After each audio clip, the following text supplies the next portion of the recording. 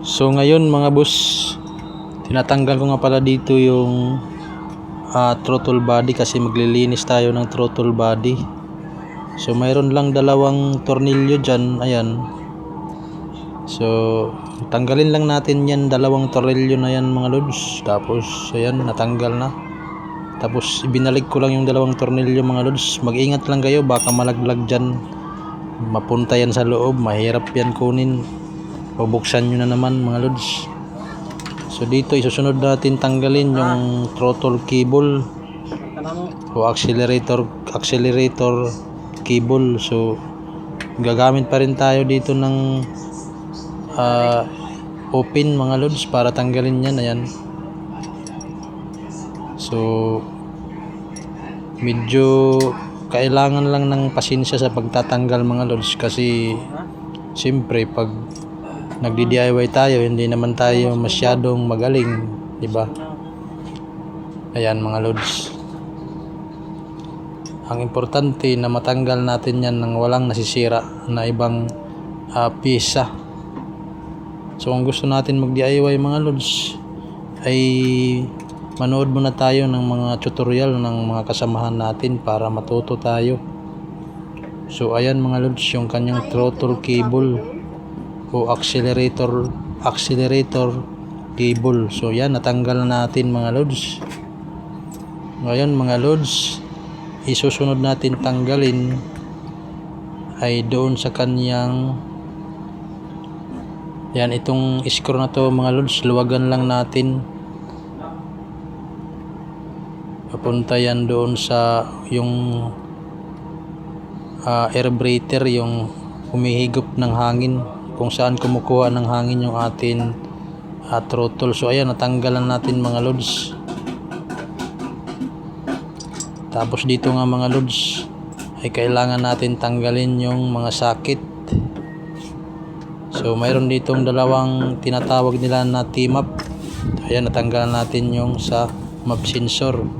Gumamit tayo ng pangsungkit para sungkitin yung lock mga lods. Ayan, huwag nyo basta-bastahin yan na hilahin lang kasi hindi talaga matatanggal yan hanggat hindi sinusungkit. So natanggalan natin mga lods yung mga socket sa atin TPS at saka map sensor. So ngayon mga lods, ito na yun mga lods, natanggalan natin. So ayan guys, natanggalan natin guys. So lilinisan natin to. Nakikita nyo masyado na marami siya.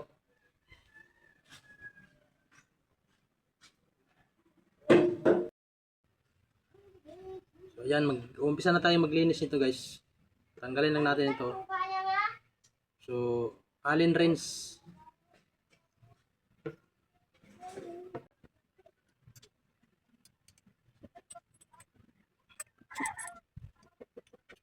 So yan mga lod, i-disassemble lang natin itong throttle body para malinisan natin. So gumamit ako dito ng Allen wrench. Ayan. So medyo matigas na siya kasi matagal-tagal na siyang hindi nabubuksan. Ayan. Pagkatapos nito mga lods, susunod natin tanggalin itong mga sensor. So mayroon ditong dalawang sensor. Ito yung tinatawag na T-map or TPS at saka map sensor. Kaya ito guys, sinusurkat nila, tinatawag nilang T-map. Ayan mga lods. So sa pag-spray natin mamaya mga lods, huwag nyo nang isama yung gasket kasi rubber yan, baka lumutong. So yan, hiwalay nyo lang yung rubber tapos punasan nyo lang mga lods, huwag nyo nang sprayan. So gumamit din ako nito ng screw mga lods, screw para tanggalin yung mga screw bolt. So medyo matigas din kaya kailangan ng konting pasensya sa pagtatanggal. Kaya nga dito, para hindi malustred yung screwhanan mga lods, ay ini-sprayhan ko para hindi siya para lumambot siya mga lods. So yan mga lods, tanggalan natin. So ito yung kanyang sensor mga lods. Tapos iwalay rin yung kanyang rubber gasket. So mayroon dalawang sensor dito mga lods na tinatanggal natin. Medyo nahihirapan tayo sa pagtatanggal, pero sa pag-DIY or pagmi-mekaniko mga lods, dapat hindi ka sumusuko talaga. Dapat mayroon kang diskarte, kasi pag sumuko ka kagad, hindi mo maayos yung problema mga lods. Kaya dapat mayroon kang pasensya at diskarte sa pag didisassemble ng mga bagay-bagay tungkol sa atin mga sasakyan, maging motor man yan or 4 wheels or 3 wheels, pare-parehas lang yan mga lods. So dito konting pukpok lang para lumambot, tapos inisprehan ko yan mga lods para lumambot siya mga lods. So sabi ko nga, pasensya lang talaga or diskarte para matanggal yan mga lods. So ayan, natanggal na natin yun mga lods. Kasi kung susukok agad tayo, walang mangyayari mga lods. Ito yung kanyang tipis guys. So natanggal na natin, hiwalay din natin yung kanyang mga o-ring or gasket. O anong tawag nyo dyan, basta yun na yun. So kung gusto nyo mag-DIY mga lods, sundan nyo lang ito mga lods. Wala naman mawawala. Huwag kayong matakot mga lods, kasi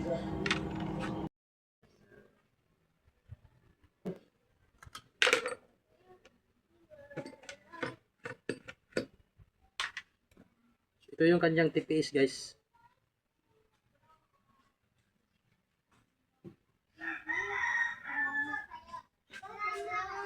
Ito yung kanyang gasket. Pag-isip lang guys.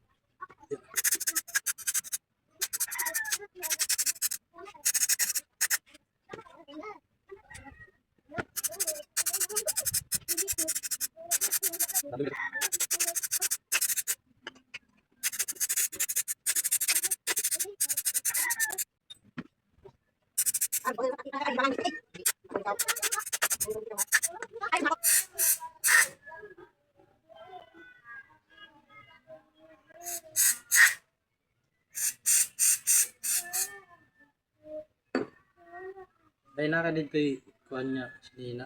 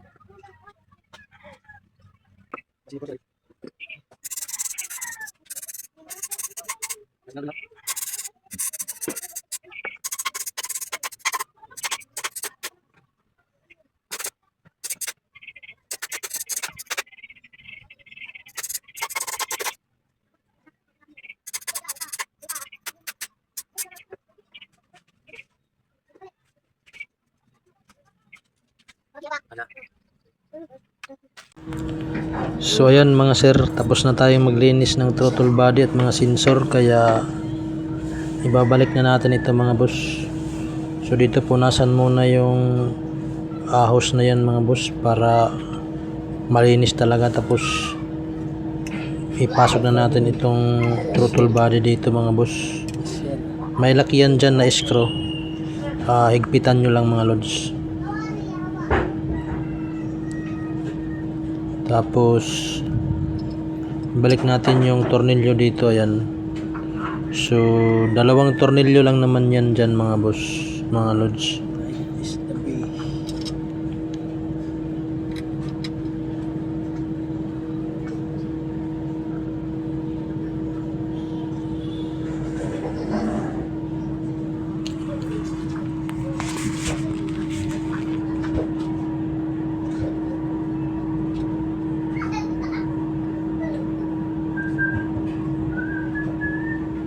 So kinakamay ko lang muna, tapos ngayon nagamitan natin ng socket wrench sa paghihigpit. Siguraduhin na mahigpit yan mga lods para hindi sumingaw, at wag din parang tansyahin nyo lang ba, kasi baka malustred din naman pag masyado naman mahigpit na sobraan. So tansya lang talaga mga idol.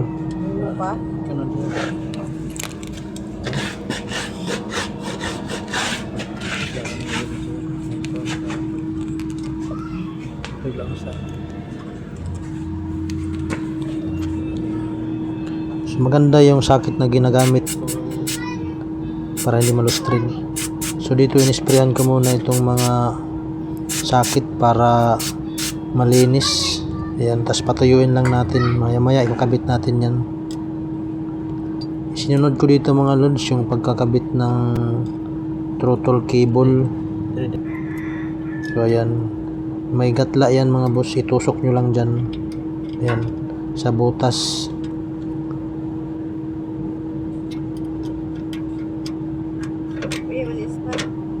So bali ganyan lang yung pagkakabit ng throttle cable. Tapos pasok lang natin ng ganyan mga lods.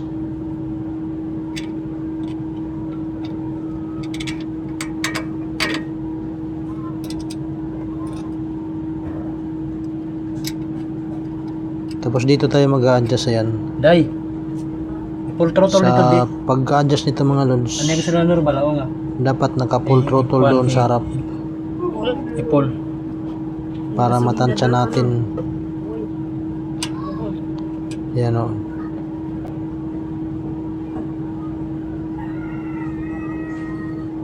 So dapat may maghahawak ng gasolinador doon sa harap para ma full throttle siya. Saka natin higpitan.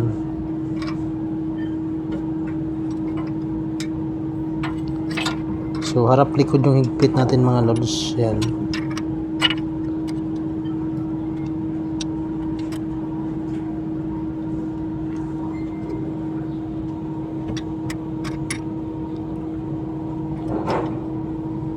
So madali lang naman siya kung mayroon kang pasensya at tiyaga sa pagkakabit. Simple lang naman magkabit niyan mga lods. Tapos dito ibabalik na natin yung sa spark plug na wire, ayan, ignition, yung sa ignition coil.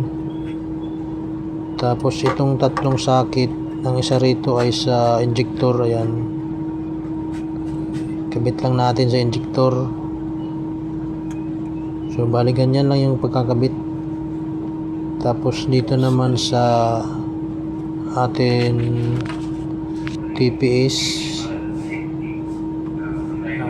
yan yung socket na yan mga lods sa TPS. Tapos dito sa map sensor. So check nyo mga lods kung meron kayong nakaligtaan ng mga socket bago nyo paandarin. So ibalik na rin natin yung gasolina. Ayan yung supply ng gasolina mga idol.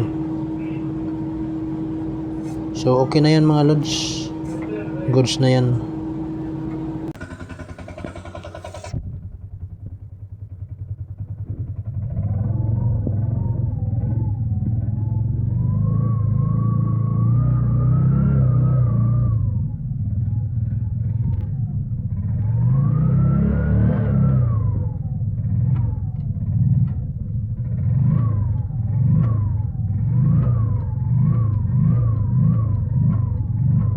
Yan guys, wala nang delay. No delay.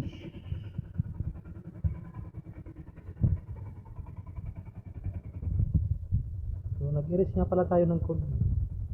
Yan.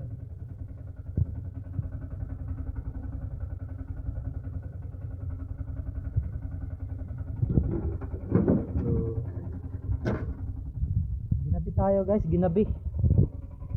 ginabi tayo sa pag aayos nito.